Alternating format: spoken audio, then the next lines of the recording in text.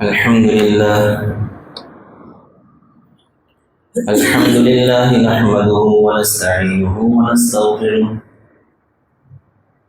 ونؤمن به ونتوكل عليه ونعوذ بالله من شرور أنفسنا ومن سيئات أعمالنا من يهده الله فلا مضل له ومن يضلله فلا هادي له ونشهد أن لا إله إلا الله وحده لا شريك له ونشهد أن سيدنا ومولانا محمدا عبده ورسوله أما بعد فأعوذ بالله من الشيطان الرجيم بسم الله الرحمن الرحيم من عمل صالحا من ذكر أو أنثى وهو مؤمن فلنحيينه حياة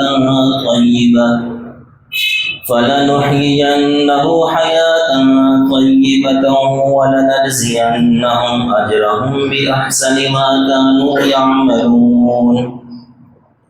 قال النبي صلى الله عليه وسلم لكل قوم عيد وهذا عيدنا.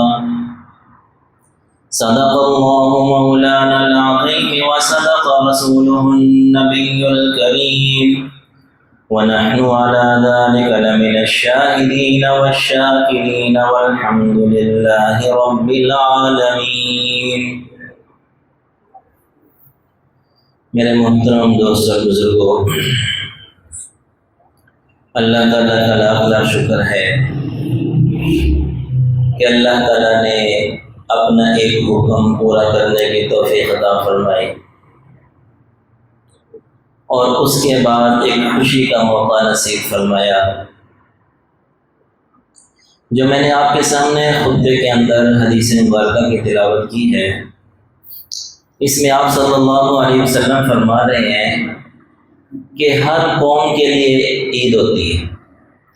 ان جتنے بھی لوگوں کے رسم و رواج ہیں، رہنے کے طور طریقے ہیں، انہوں نے خوشی منانے کے بھی کچھ اپنے طور سے کچھ طور طریقے گھڑ رکھے ہیں. وہ صحیح ہے، غلط ہے، اس سے تو کوئی سرکاری نہیں ہے. لکل قوم عید، ہر قوم کی عید ہوتی ہے. تو آپ نے فرمایا ہذا عیدنا، یہ آج کا دن ہماری عید کا دن ہے. اب جب آپ صلی اللہ علیہ وسلم ہجرت کر کے آئے تو جو عید کی نماز فرض ہوئی یہ سن 2 ہجری میں غزوہ بدر کے بعد. آپ حضرات کو معلوم ہی ہے کہ غزوہ بدر رمضان میں ہوا تو رمضان میں روزوں کا حکم بھی. تو غزوہ بدر ختم ہوا، رمضان ختم ہوا، تو یہ جس طرح آج ہم عید منا رہے ہیں، عید کا دن ہے، اس طرح پہلی جو عید تھی وہ سن 2 ہجری میں قائم کی گئی. جب آپ صلی اللہ علیہ وسلم مدینہ منورہ آئے تو وہاں کے لوگ 2 عیدیں مناتے تھے. ایک عید کا نام تھا نوروز. یہ جو نوروز کی عید تھی یہ 21 مارچ کو وہاں کے لوگ مناتے تھے. یہ اصل میں جو کسریٰ کا بادشاہ تھا یہ اسی نے شروع کی تھی. تو چونکہ لوگوں کو کوئی نہ کوئی ایک چیز چاہیے ہوتی تو انہوں نے دیکھا کہ یہ خوشی کا ایک موقع ہے، خوشی مناتے ہیں. تو اس طرح سلسلہ شروع ہوا کہ وہاں کے لوگ جو مدینہ، حالانکہ کسریٰ ایران جو تھا اس کا جو ہے نا یہ اثر تھا کہ وہاں تک پہنچا ہوا تھا کہ لوگوں نے اس کو قبول کیا تو وہاں بھی لوگوں نے خوشی منانا شروع کر دیا. اب اس کی وجہ کیا تھی کوئی پتہ نہیں تھا کسی. اسی طرح ایک جو ہے نا وہ عید منایا کرتے تھے 23 ستمبر سے لے کر 23 اکتوبر تک، ایک مہینہ. اس کا نام تھا مہرجان. تو آپ علیہ السلام نے ان سے پوچھا لوگوں سے ما ھذان یومان، کہ یہ کیا ہے 2 دن، یہ جو 2 تم عیدیں مناتے ہو یہ کس لیے، مقصد کیا ہے، اس کے پیچھے تاریخ کیا ہے؟ ہوتا نا کہ ان کی کوئی تاریخ ہوگی. جیسے جو ہے نا وہ یہودی، مدینہ منورہ کے یہودی جو تھے وہ روزہ رکھا کرتے تھے 10 محرم کا. تو ان سے پوچھا تو انہوں نے کہا کہ 10 محرم کو جو ہے نا بنی اسرائیل کو نجات ملی تھی، پھر ان کی سختیوں سے، اس کی غلامی سے نجات ملی تھی، تو لہذا ہم 10 محرم کو اس وجہ سے روزہ رکھتے ہیں. تو آپ علیہ السلام نے وہاں لوگوں سے پوچھا کوئی فلسفہ ہوگا، یہ کیا فلسفہ ہے، کیوں مناتے ہو؟ تو انہوں نے کہا سمپل سے، انہوں نے کہا ہم تھک جاتے ہیں تو لہٰذا 6 مہینے بعد عید مقرر کی ہوئی، یعنی آؤٹنگ کے لیے۔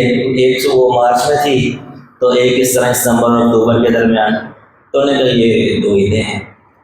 تو آپ علیہ السلام نے فرمایا کہ اسلام کے اندر بھی 2 عیدیں ہیں، ایک عید تو عید الفطر قرار دی اور دوسری عید الاضحیٰ، اور دونوں عیدیں جو رکھی گئیں وہ ایک عبادت کے بعد، یعنی عبادت کے بعد ایک بندہ ایک فریضہ انجام دے تو پھر خوشی منائی جائے، یہ سمجھ آتی ہے۔ وہ ہے کہ جب بھی اسلام نے متوجہ کیا اس کی کوئی بنیاد بنائی اور بنیاد بھی مضبوط بنائی۔ اب دیکھیے کہ اگر دیکھا جائے مسلمانوں کے لیے سب سے بڑی ہستی حضور نبی کریم صلی اللہ علیہ وسلم کی ذات مبارکہ، کہ آپ علیہ السلام جیسے نبی ہمیں مل گئے، امام الانبیاء، یعنی کہ بعض احادیث سے ملتا ہے کہ بعض انبیاء نے بھی تمنا کی کہ کاش ہم اس امت میں پیدا ہوتے، اس نبی کے اتنے فضائل ہیں، اتنے فضائل ہیں۔ اور حقیقت بھی یہی ہے کہ دیکھیے کہ ایک صاحب نبی، صاحب کتاب نبی عیسیٰ علیہ السلام جب دوبارہ آئیں گے تو اپنی کتاب پر عمل نہیں کروائیں گے، حضور کی کتاب قرآن پاک پر عمل کروائیں گے۔ یعنی اتنے اونچے امام الانبیاء ہمیں دیے گئے، تو حق تو یہ تھا کہ ان کی ولادت کے دن کو عید منایا جاتا، لیکن اصل میں مسلمانوں کو اس چیز کا عادی کرنا تھا کہ اپنا کوئی عمل ہو خوشی کا، کوئی اپنا عمل ہونا چاہیے۔ تو لہذا شریعت نے عبادت کے بعد عیدوں کو رکھا۔ اب یہ رمضان کا مہینہ گزارا، ماشاءاللہ ایک واقعی کارنامہ سر انجام دیا، اور اصل خوشی تو بھائی ان لوگوں کو ہوتی ہے کہ واقعی جنہوں نے کوئی عذر نہیں تھا، جو معذور تھے چلے ان کو تو رخصت ہے ویسے بھی، اور جو بغیر عذر کے چھوڑتے رہے اب وہ کس طرح سے خوشی منائیں گے؟ روحانی خوشی نہیں ہو سکتی، جسمانی خوشی تو ہوگی، روحانی خوشی نہیں ہو سکتی۔ خوشی اس سے ہی ہوگی جس نے سارا مہینہ روزے رکھے ہیں، آج ایک وہ خوشی محسوس کرے گا۔ اور حقیقت بھی ہے کہ جیسے آتا ہے نا حدیث شریف میں کہ للصائم فرحتان، روزے دار کے لیے 2 خوشیاں ہوتی ہیں، فرحت عند فطرہ، جس نے روزہ رکھا ہوتا ہے نا اس کو واقعتاً افطار کے وقت ایک روحانی خوشی ہوتی ہے کہ یار چلو شکر الحمدللہ روزہ پورا ہو گیا۔ جب یہ خوشی ہو رہی ہے دنیا کے اندر تو دوسرا وعدہ بھی سچ ہے کہ دوسری خوشی فرمایا فرحت عند لقاء ربہ، کہ جب اپنے رب سے ملے گا نا قیامت کے دن تو اس وقت بھی خوشی ہوگی۔ وہ ہے کہ اللہ تعالیٰ اس وقت خاص کوئی خوشی نصیب فرمائے۔ تو گویا کہ یہ جو ہماری عیدیں رکھیں گی یہ عبادت کے نتیجے میں رکھی گی۔ اور دیکھیے کہ جو عبادت ہوتی ہے، جیسے میں نے آپ کے سامنے جو خطبے میں آیت مبارکہ پڑھی ہے، اس میں ایک اصول کی طرف اشارہ کیا گیا کہ من عمل صالحا من ذکر او انثى وهو مؤمن فلنحيينه حیاتا طیبہ ولنجزینهم اجرهم باحسن ما كانوا يعملون۔ یہاں 2 باتوں کا ذکر کیا گیا۔ ایک یہ کہ جب بھی کوئی نیک عمل کریں گے، کوئی عبادت سر انجام دیں گے، تو ایک اس کا جو اثر ہے وہ دنیا میں ضرور اللہ تعالیٰ دکھائیں گے۔ فَلَنُحْيِيَنَّهُ حَيَاتًا طَيِّبَةً، ایک اس کا اثر دنیاوی ہے، اور دوسرا وَلَنَجْزِيَنَّهُمْ أَجْرَهُمْ، ایک اس کا اجر ہے۔ روزہ ہے، نماز ہے، زکوٰۃ ہے، ہر کوئی بھی عبادت ہے، ایک اس کا دنیاوی اثر ہے، اس آیت میں یہ اشارہ ہو رہا ہے، اور دوسرا اس کا اخروی اجر ہے۔ دونوں چیزیں اللہ تعالیٰ دیتے ہیں۔ اب دیکھیے نماز ہے تو نماز کے بارے میں کیا آتا ہے؟ ان الصلاۃ تنہی عن الفحشاء والمنکر، کہ یہ دنیاوی اثر ہے کہ بندہ نماز پڑھتا ہے تو نماز برے کاموں سے روک دیتی ہے۔ اب یہ دنیاوی اثر اس قدر تو ہے، دیکھیے اب کوئی بندے بعض لوگ اعتراض بھی کرتے ہیں نا کہ یار کتنے لوگ ہم نے دیکھے ہیں جناب وہ نمازیں بھی پڑھی جا رہے ہیں اور وہ چوریاں بھی کرتے ہیں، ڈاکے بھی مارتے ہیں، پتہ کیا کچھ کرتے ہیں، نمازیں ہی پڑھی جا رہے ہیں۔ تو دیکھیے کہ یہ الیاذ باللہ پھر تو قرآن کا غلط ہونا ثابت ہوگا۔ ومن اصدق من اللہ قیلا، اگر ہم اعتراض کریں کہ نہیں جناب جو ہے نا یہ نماز گناہوں سے نہیں روکتی، برائیوں سے نہیں روکتی، تو پھر الیاذ باللہ قرآن پاک کا جھوٹا ہونا لازم آئے گا۔ جب قرآن کہہ رہا ہے کہ نماز گناہوں سے روکتی ہے، بری چیزوں سے روکتی ہے، اور یہ حقیقت بھی یہاں یہ نہیں آیا کہ جو بندہ ایک مرتبہ نماز پڑھ لے گا تو لہذا موت تک تمام برائیوں سے اس کی جان چھوٹ جائے گی، کہ نماز جناب اس کو ساری زندگی گناہوں سے روک لے گی، یہ قرآن میں نہیں آیا۔ قرآن پاک میں اتنا ہی آیا ہے کہ وہ برائیوں سے روکتی ہے۔ اب دیکھیے جب بندہ نماز پڑھنے آتا ہے تو نہ پاک ہو تو پاک ہوتا ہے، وضو کرتا ہے، اب مسجد میں بیٹھا ہے، اب کون سا گناہ ہو رہا ہے اس وقت؟ الحمدللہ کوئی گناہ نہیں ہو رہا، ابھی تو نماز کے انتظار میں بیٹھے ہیں۔ اللہ تعالیٰ تو نماز کا فرمایا نا، ابھی تو نماز کے انتظار میں کوئی گناہ نہیں، نماز پڑھیں گے کوئی گناہ نہیں۔ تو دیکھیے کہ نماز جب ہم پڑھ رہے ہیں، نماز پڑھنے آ رہے ہیں، تو نماز تو گناہوں سے روک رہی ہے۔ اب یہ جو گناہوں سے روکنا ہے، یہ اس کا دنیاوی اثر ہے، باقی جو نماز پڑھیں گے آخرت میں اجر تو ہے ہی ہے۔ اسی طرح زکوٰۃ ہے، تو دیکھیے کہ زکوٰۃ جب ہم دیتے ہیں تو زکوٰۃ کا ایک جو ہے نا دنیاوی اثر بتایا گیا ہے، یمحق اللہ الربا ویربی الصدقات، کہ جو سود ہے نا یہ برکت ختم ہو جاتی ہے، اس سے یہ مال کو ختم کر دیتا ہے۔ اور جو صدقات ہیں، یہ جو زکوٰۃ ہے نا، اصل میں اس پر بھی صدقے کا لفظ بولا جاتا ہے، اس کو زکوٰۃ بھی کہتے ہیں اور صدقات واجبہ بھی کہتے ہیں، وہ صدقات جو واجب ہیں۔ صدقات واجبہ کے اندر زکوٰۃ بھی آتی ہے، صدقہ فطر بھی آتا ہے، کفارہ بھی آتا ہے، نظر جو مانی وہ بھی آتی ہے، یہ ساری چیزیں صدقہ فطر کے تحت آتی ہیں۔ تو اب یہاں کیا حکم دیا جا رہا ہے کہ وَيُرْبِ الصَّدَقَاتِ، کہ جو صدقات ہوتے ہیں اس سے مال بڑھتا ہے۔ تو یہ دنیاوی اثر ہے کہ جو بندہ صدقہ خیرات دیتا ہے، جو بندہ زکوٰۃ دیتا ہے، بلکہ ایک اور حدیث میں آتا ہے کہ جو بندہ اپنے مال کی زکوٰۃ نکال دے نا، اس کا مال محفوظ ہو جاتا ہے، یہ حدیث ہے۔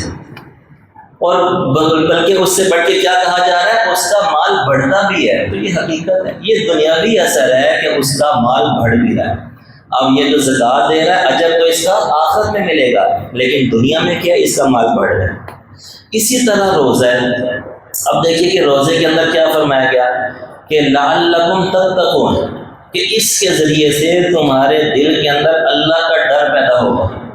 اب دیکھیے روزہ عبادت ہی ایسی ہے، یعنی کہ اتنا یہ پر اثر ہے، یعنی کہ یہ جو فارمول ہے نا، یعنی کہ کتنے، یعنی کہ قرآن پاک نے یا دیگر چیزوں نے کہا کہ اس سے اللہ کا ڈر ہوگا، اس سے ڈر ہوگا۔ سب سے زیادہ جو اللہ تعالیٰ کا ڈر پیدا ہوتا ہے نا، وہ روزے سے پیدا ہوتا ہے۔ کہ روزے میں دیکھیے کہ بندے کے ذہن میں اللہ تعالیٰ کی ذات سوار ہے، کہ بندہ گھر میں اکیلا بھی ہے تو صرف اللہ سے ڈر کے کچھ نہیں کھاتا، کچھ پیتا نہیں ہے۔ وہ ہے کہ جو قرآن پاک نے 100% کہا، بلکہ 200% پورا اترا، کہ روزے کا دنیاوی اثر کیا ہوا کہ اس کے دل کے اندر ڈر پیدا ہو رہا ہے۔ اب وہ دیکھیے کہ ایک ماحول ہوتا ہے، ماحول کی وجہ سے بہت سی چیزیں ایسی ہوتی ہیں کہ پھر آہستہ آہستہ بندے کے اندر کمزوری آ جاتی ہے۔ یہ تو صحابہ کرام کے اندر بھی ایسا ہوتا تھا کہ جب آپ صلی اللہ علیہ وسلم کی مجلس میں ہوتے تو ان کا ایمان بہت بلند ہوتا، تو جب وہ اپنے گھروں کے اندر جاتے تو ایمان کے اندر تھوڑی سی کمزوری محسوس کرتے، جیسے ابھی نیک ماحول ہے، یہاں نیک بات سننے ہیں، یہاں ایمان بلند ہوتا ہے، پھر اپنے اپنے بال بچوں میں جائیں گے، بازار میں جائیں گے، کاروبار میں جائیں گے، تو ایمان کی وہ کیفیت نہیں رہتی۔ تو صحابہ کرام نے جو ہے نا اپنے اسلام سے عرض کیا، یا رسول اللہ کہ آپ کی مجلس میں ہوتے ہیں تو ایمان بہت بلند ہوتا ہے، جب گھروں کے اندر جاتے ہیں، بال بچوں میں جاتے ہیں، اپنے کاروبار میں جاتے ہیں تو ایمان کی وہ کیفیت نہیں رہتی، یہ تو منافقت ہے۔ یعنی صحابہ کرام اس کو منافقت سمجھتے تھے کہ آپ علیہ السلام کے سامنے کچھ اور حضور کی مجلس سے غائب ہو گئے تو کچھ اور ہو کے بدل گئے، تو اس کو منافقت سمجھتے تھے۔ تو آپ علیہ السلام نے تسلی دی، نہیں، الساعة فالساعة، یہ جو ایمان کی زیادتی ہے یہ وقت وقت کی بات ہے، کسی وقت ایمان زیادہ ہو جاتا ہے، کسی وقت ایمان کم ہو جاتا ہے۔ جب نیک مجالس میں ہوں گے ایمان زیادہ ہوگا، جب مجلس کسی اور دنیاوی مجلس میں ہوں گے ایمان کم ہو جائے گا۔ تو جتنی بھی نیکیاں گویا کہ ہر ایک کے اندر دنیا کا فائدہ ضرور ہے، جیسے کہہ دیا نا کہ دنیا میں رہنے کے لیے بھی شریعت پر چلنا بہت ضروری ہے۔ یعنی کہ اگر بندہ دنیا دین سے دور ہے تو وہ دنیا کے اندر بھی سکھ سے نہیں رہ سکتا، وہ پریشان ہی رہے گا۔ یعنی کتنے مسائل ہیں ہمارے اوپر، اور اس کا واحد حل کیا ہے کہ اپنے آپ کو بندہ دین کے قریب کرے۔ جب آپ علیہ السلام فرما رہے ہیں، حضور فرما رہے ہیں، اللہ تعالیٰ نے ہمیں پیدا کیا، اللہ تعالیٰ نے شریعت بنائی کہ میں نے جس یہ انسان کو پیدا کیا ہے، یہ انسان کس طرح دنیا میں رہ سکتا ہے، تو اللہ تعالیٰ نے دین دیا اس کے لیے کہ یہ دین ہے، کہ یہ دین کی جو باتیں ہیں اس کا دنیاوی اثر ہو۔ جیسے ایک حدیث میں آتا ہے کہ آپ علیہ السلام نے فرمایا، افلا ادلکم علی شیء اذا فعلتم تحاببتم، یہ میں دنیاوی اثر بتا رہا ہوں کہ یعنی جس بات کو آپ دیکھیں، یہ تو چند ایک مثالیں دی جا سکتی ہیں، گویا کہ شریعت کا کوئی بھی آپ حکم اٹھا کر دیکھیں گے نا تو اس میں دنیاوی اثر ضرور ہوگا. کہ آپ علیہ السلام نے فرمایا افلا ادلکم علی شیء اذا فعلتموہ تحاببتم، کیا میں تمہاری رہنمائی کی ایک ایسی چیز کی طرف نہ کروں کہ اگر تم اس کو اختیار کرو تو آپس میں محبت پیدا ہو جائے. تو صحابہ کا بلا یا رسول اللہ، یا رسول اللہ ضرور بتلائیے. تو آپ نے فرمایا افشوا السلام واطعموا الطعام، کہ سلام کو پھیلاؤ، سلام کو رواج دو. کوئی جانتا ہے یا نہیں جانتا السلام علیکم، یعنی اجنبی ہے السلام علیکم، سلام کو پھیلاؤ. اور اطعموا الطعام، کھانا کھلاؤ. یہ نہیں کہ جاننے والے کو تو کھانا کھلا رہے ہیں اور اجنبی کو نہیں کھلا رہے. یہ دو چیزیں ایسی آپ نے فرمایا کہ یہ دو کام اختیار کرو گے نا تو اس کا دنیاوی اثر کیا ہوگا؟ تحاببتم، آپس میں محبت پیدا ہوگی. بلکہ علماء کرام فرماتے ہیں کہ اگر کوئی کتنا بھی جانا دوسرا بندہ کینہ اور بغض کیوں نہ رکھے، اس کی مکمل کوشش ہے کہ میرا اسے بائیکاٹ ہی رہے، میری اسی قطع تعلق ہی رہے، تو اس کا ایک حل آپ علیہ السلام نے ایک چیز ایسی بتلائی کہ ترمذی شریف کی روایت ہے غالباً، آپ نے فرمایا کہ فَإِنَّ الْهَدْيَةَ تُذْهِبُ الزَّغَائِنَ، کہ ہدیہ ایسی چیز ہے کہ اگر کسی کے دل میں کوٹ کوٹ کے کینہ بھرا ہوا ہے، نفرت بھری ہوئی ہے، دیکھنا گوارا نہیں کرتا، تو آپ نے فرمایا ہدیہ دیا کرو، اس کا دل نرم ہو جائے گا. اب یہ ہدیہ دینا کیا ہے؟ دیکھیں آخرت میں ثواب تو ملنا ہی ملنا ہے. اب یہ جو حدیث کیا کہہ رہی ہے؟ تُذْهِبُ الزَّغَائِنَ، یعنی پرانے سے پرانا کینہ کہتے ہیں الزغائن، پرانے سے پرانا کینہ جو ہے وہ بھی ختم ہو جائے گا.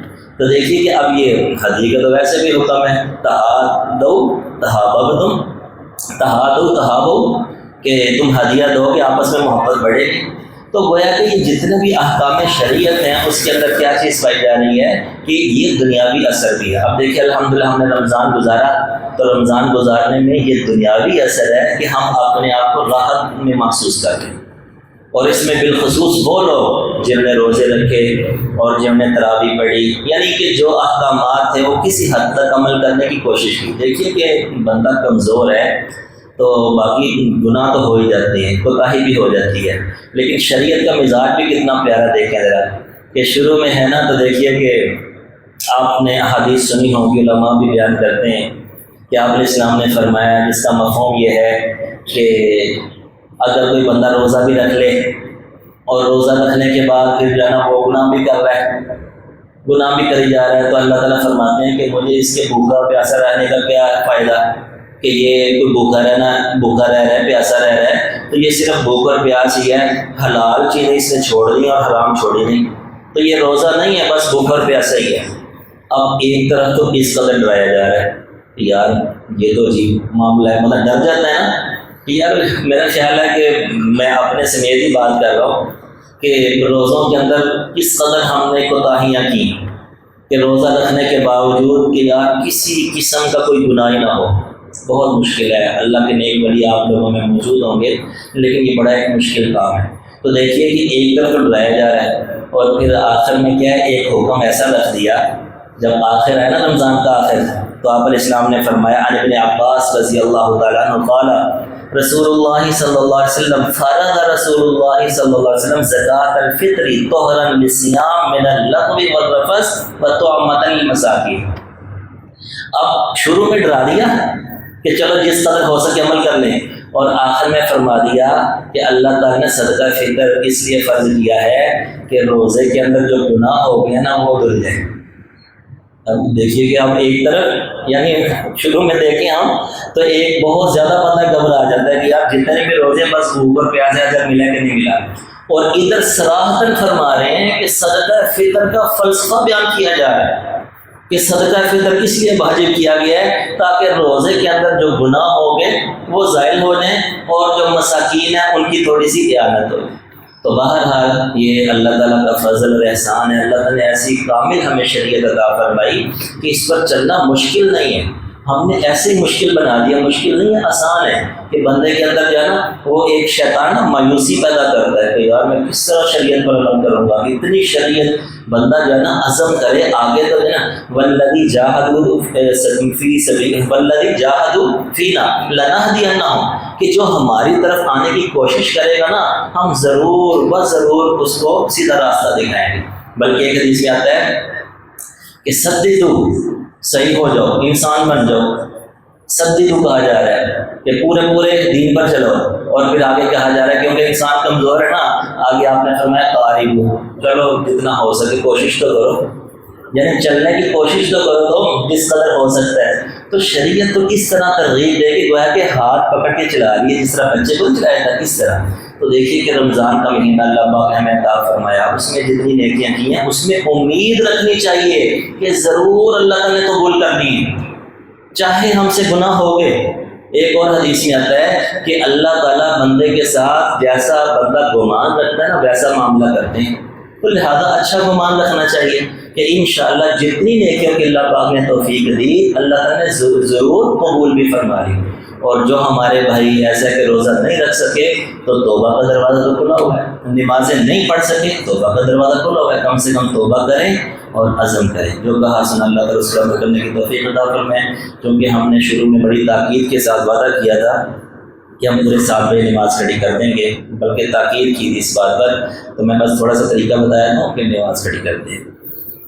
کہ دیکھیے یہ جو نماز ہے نا یہ ایسے ہی ہے کہ جیسے آپ جمعہ پڑھتے ہیں، جیسے جمعہ پڑھتے ہیں ویسے ہی ہے، کوئی وہ مشکل ہے ہی نہیں، بس اس میں یہ ہے کہ پہلی رکعت میں بھی 3 تکبیریں اور دوسری میں بھی۔ اور دیکھیے کہ اس کے اندر کیا ہے کہ چونکہ آپ امام کے پیچھے مقتدی ہیں تو اللہ اکبر تو ماشاءاللہ ساری کہہ سکتے ہیں، باقی رہا ہاتھ اٹھانا اور باندھنا، اس میں ساتھ کوئی غلطی ہو جاتی ہے تو یہ غلطی قابل قبول ہے۔ اگر کوئی ہاتھ، اصل سنت تو یہی ہے کہ پہلی مرتبہ تکبیر جب کہیں گے نا اللہ اکبر کیا کہ ہاتھ باندھ لیں گے تو پھر ثنا پڑھیں گے، پھر جب دوسری مرتبہ کہیں گے اللہ اکبر ہاتھ اٹھائیں گے اور چھوڑ دیں گے، تیسری مرتبہ پھر ایسے کریں گے، چوتھی مرتبہ جب ہاتھ اٹھائیں گے پھر باندھ لیں گے۔